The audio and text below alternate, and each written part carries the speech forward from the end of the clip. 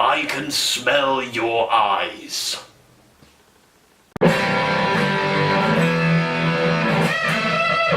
Hello everyone and welcome back to another episode of the Handsome Man Show. Obviously it's not, it's just me, the pedal guy, again. First of all, I'd like to apologise because it's been quite a while since I've uploaded a pedal review video. I've been quite busy recently. You may have seen that I entered Guitarist of the Year 2018. I hope that goes well. I haven't heard anything yet, but it might go well, so here's hoping. Let me just jump right in. This time we are going to be looking at the KOKKO Wah and Volume pedal, the KW-1. Now, I bought this pedal because I didn't really care for the wah. I've got a nice wah somewhere. I didn't really care for the wah. I mainly wanted a volume pedal, not actually to turn right down in a set, but certain parts of certain songs just need to be a bit quieter.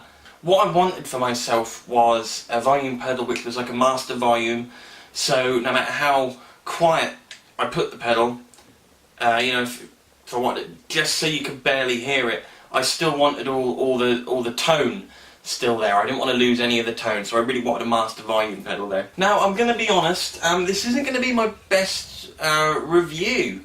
What I'm going to do first is go over the good things about the pedal, but then say what I didn't quite like about the pedal. Famous movie quotes. I'm fluent in 6 million forms of communication. Oh, I'll be back. Hey-o, Adrian. I did it! First good thing is, built like a tank. Yep, very easy to use. You can turn off the volume feature, so that if you do just want it as a wah, whenever you go to turn it on or off, it won't affect the volume when you do that to it. Also, just there's a little dial at the side here, little fidgety thing there, where you can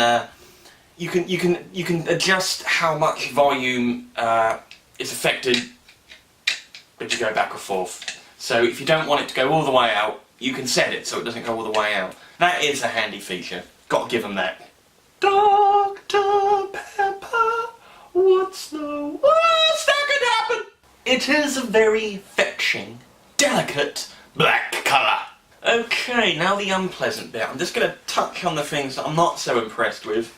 I will show you, but I'll just touch on them now, you know. So I did find the pedal getting stuck sometimes. I'd, you know, put the volume all the way down, and when I wanted to put the volume back up, something would jam, and I had to sort of fidget around with it to get it to go back again. So it didn't happen all the time, but it's one of those things that you really, you know, you need to rely on a pedal during a live show especially, and you know, there's something you don't want, and it could happen at a very crucial moment that could really just ruin the whole moment of a song, really.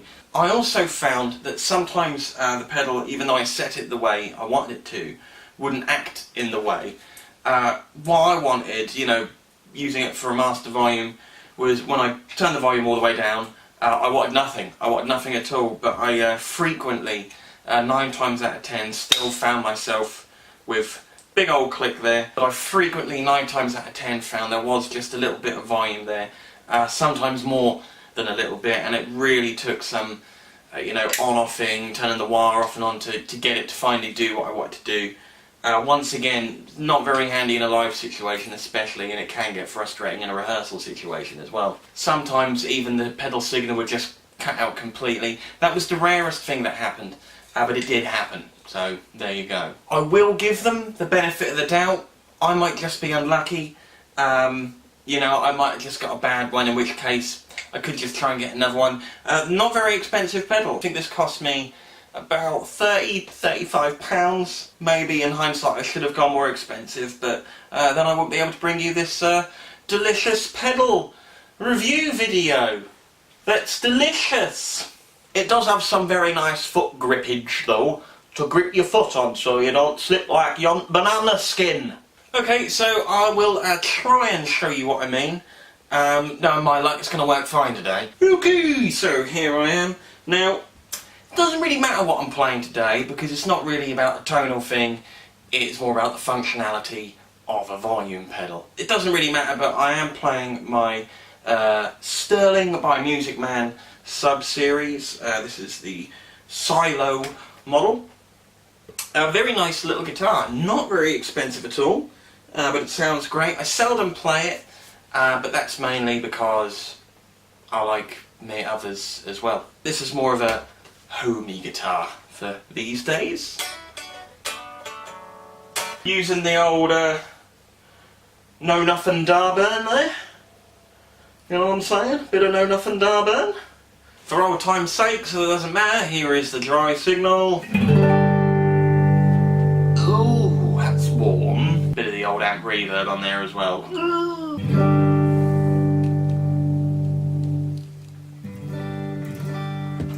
So as you can see, when I do move the pedal all the way back, there is still some volume there, and this is set up so that there shouldn't be any volume there.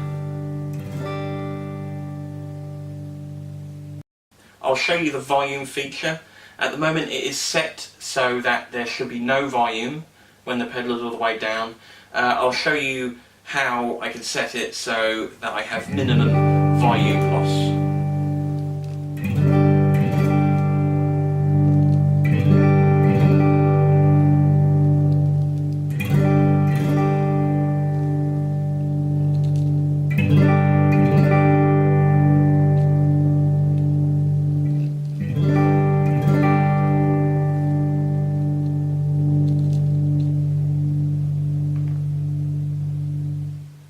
I will also show you the on-off switch so that you can see how I can turn the volume capability on and off.